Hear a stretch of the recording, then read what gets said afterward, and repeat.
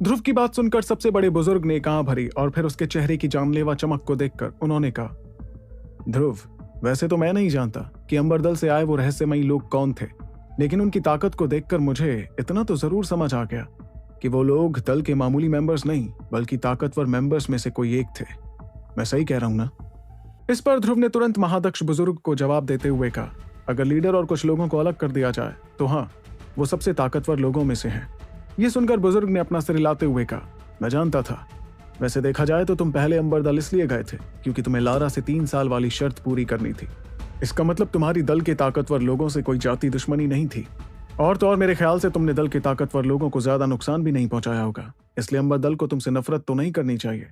लेकिन अगर तुम इस रहस्यमयी ताकतवर इंसान को इस बार मार देते हो, फिर तो हमारे दल और अंबरदल के बीच के फासले कभी नहीं मिटाए जा सकते।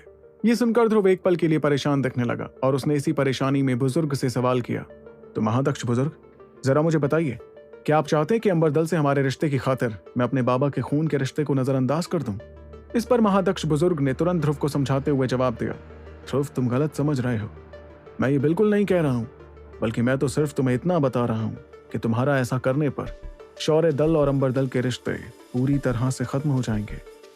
पिछली बार जब लारा ने तुमसे 3 साल वाली शर्त लगाई थी, तब अंबरदल जानता था कि लारा ने जल्दबाजी में वो फैसला लिया था, इसलिए वो लोग शांत थे और उन्होंने हमारे दल पर हमला नहीं किया। वैसे 3 दिन पहले जो 3 रहस्यमय इंसानों ने किया था, उसके पीछे उनकी क्या वजह थी ये मुझे समझ नहीं आया।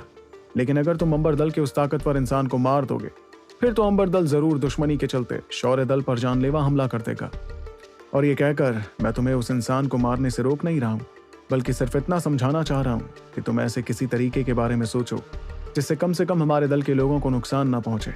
इस दल को संभाल कर रखने में अरेंद्र ने हमेशा सही कदम उठाए हैं, इसलिए मुझे लगता है कि तुम्हें भी अपने फैसले दल के बारे में सोच कर ही लेने चाहिए। और बुजुर्ग की बात समझते हुए ध्रुव के चेहरे की नाराजगी थोड़ी कम हो गई, जिसके बाद उसने सिर हिलाते हुए हामी भरी। जाहिर सी बात है कि ध्रुव को भी पता था कि महादक्ष बुजुर्ग दल की बेहतरी के लिए ऐसा कर रहे थे, क्योंकि फिलहाल शौर्य दल इतना ताकतवर नहीं था कि अंबरदल जैसे ताकतवर दल से मुकाबला कर पाए। यही वजह थी कि अगर अंबरदल चाहता तो वो शौर्य दल को चुटकियों में खत्म करके रख सकता था। इसलिए अगर ध्रुव ओलाफ को मार देता, फिर तो वो जरूर अंबरदल के लोगों को बहुत ज्यादा नाराज कर देगा, और जब वो वक्त आएगा तब तो शौर्य दल ना चाहकर भी अंबरदल और ध्रुव के बीच घसीटा जाएगा। इसका मतलब अगर ध्रुव को अपने पिता को ढूंढने के लिए अंबरदल के पास जाना ही था, तो सबसे पहले ध्रुव को शौर्य दल के मेंबर्स के बचने के तरीके के बारे में सोचना होगा। ये सोचते हुए ध्रुव कुर्सी पर बैठकर अपनी आंखें बंद करके दल के बचने का कोई तरीका निकालने लगा। इस दौरान हॉल में मौजूद सभी लोग बिल्कुल चुपचाप बैठकर ध्रुव को ही देखे जा रहे थे। वो सभी लोग जानते थे कि ध्रुव का जो भी फैसला होगा, उससे ही पता चलेगा कि शौर्य दल के लोग कितने सुरक्षित थे और कितने खतरे में। फिर कुछ पलों तक सोचने के बाद ध्रुव ने धीरे से अपनी नजरें तीनों बुजुर्गों की तरफ करते हुए कहा, चाहे जो हो जाए, हमें बाबा की खोज जारी रखनी होगी, फिर चाहे उसके लिए हमें अंबरदल जैसे ताकतवर दल से दुश्मनी ही क्यों ना मोल लेनी पड़े।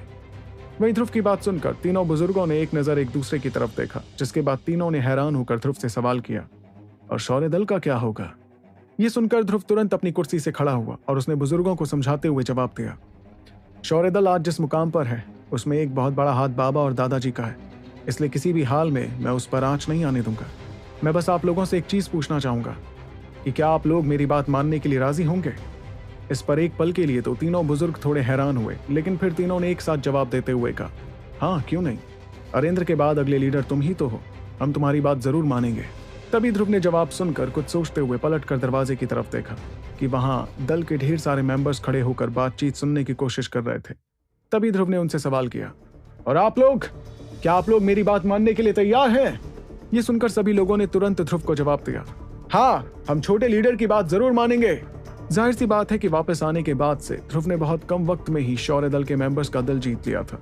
दरअसल वो लोग आमिश दल और लश्कार दल के लीडर के खत्म हो जाने से बहुत खुश थे, क्योंकि दोनों दलों ने उन्हें काफी वक्त से परेशान कर रखा था। इसलिए ध्रुव के सवाल पर लोगों ने बिना ज्यादा सोचे जवाब दे दिया, क्योंकि वो लड़का था तो उनके लीडर का खून ही, जिसने अंबरदल की लीडर लारा को हराकर अपनी काबिलियत भी साबित की थी।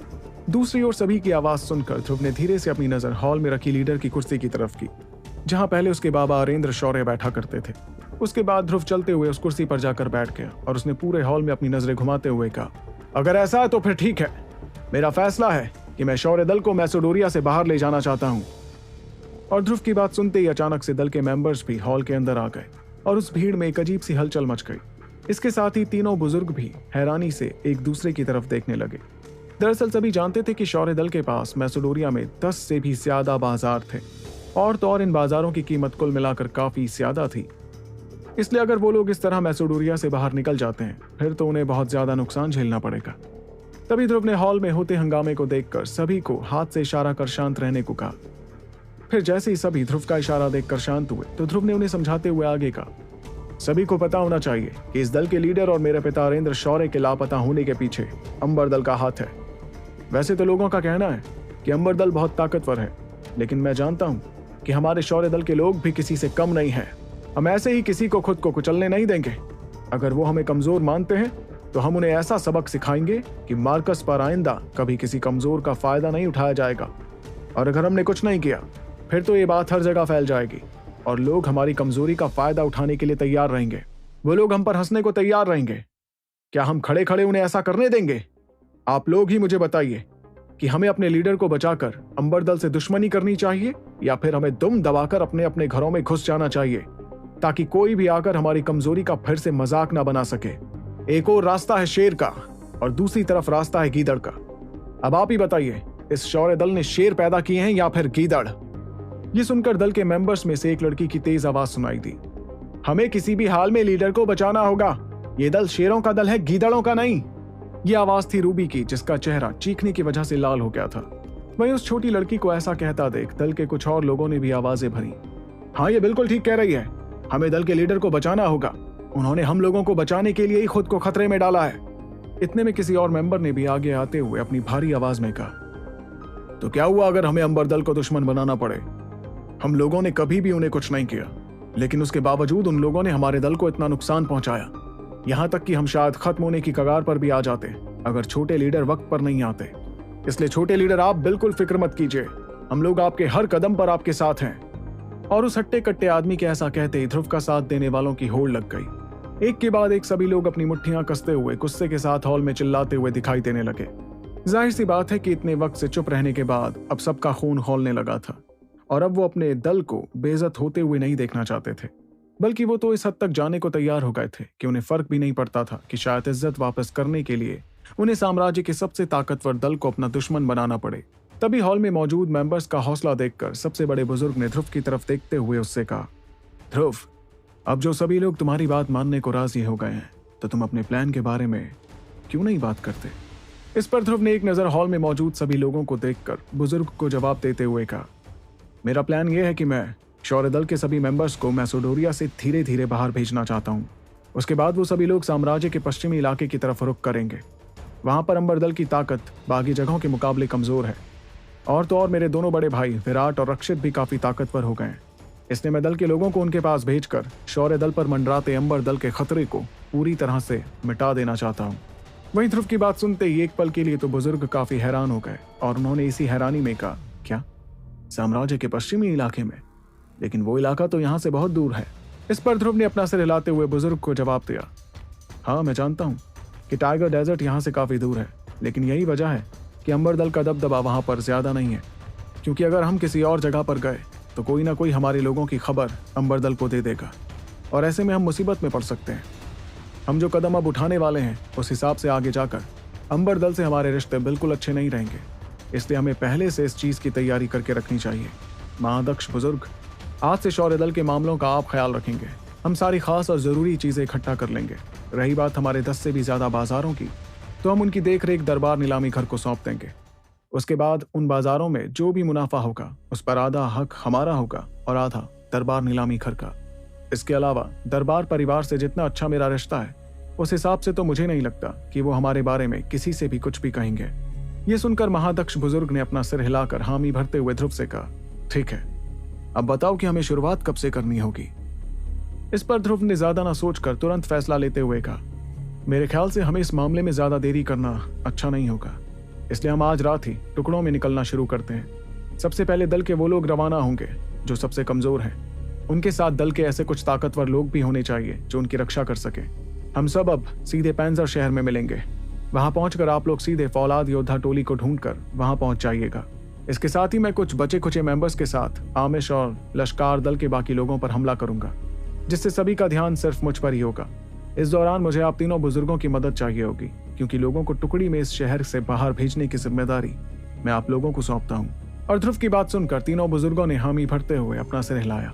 इस दौरान नागरानी हिनिसा ध्रुव की कुर्सी के बगल वाली कुर्सी में बैठकर चुपचाप चाय की चुस्कियां लगा रही थी। वो बीच में ध्रुव की तरफ एक नजर देखती और थोड़ी हैरानी महसूस करती, क्योंकि इतने कम वक्त में ध्रुव ने शौर्य दल पर आए तूफान को कितनी अच्छी तरह से संभाल लिया था। और उसकी इस काबिलियत को महसूस कर हिनिसा सोचने लगी कि शायद यही वजह थी कि वो हकीम शांडल का भी फायदा उठाने में कामयाब हुआ था। उसके बाद जैसे ही दल के आखिरी मेंबर्स ने ध्रुव की दी जिम्मेदारियों को कबूल किया, तब जाकर ध्रुव ने एक चैन की सांस ली। इसके बाद उसने अपना हाथ उठाकर लोगों को हॉल से जाने का इशारा किया। तभी हॉल में इकट्ठा सभी लोग इज्जत भरी नजरों से उस लड़के को देख रहे थे कि कैसे वो लड़का जिसे कभी कमजोर समझा जाता था आज उन्हें इस तूफान से बचा रहा था।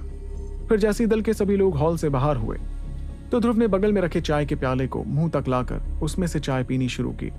जाहिर सी बात है कि इतनी देर से बात करने की वजह से अब उसका गला सूखने लगा था, जिसे राहत देने के लिए वो इस वक्त चाय पी रहा था। और जैसे ही ध्रुव ने चाय पीना खत्म किया तो उसकी आंखों में एक खतरनाक चमक दिखाई देने लगी, जिसके साथ उसने चाय के प्याले को मसलते हुए कहा, गुलाफ, बस थोड़ा और इंतजार कर। एक बार मैं अपने दल के लोगों की सुरक्षा का इंतजाम कर दूं, उसके बाद मैं फिर से अंबर पर्वत आऊंगा।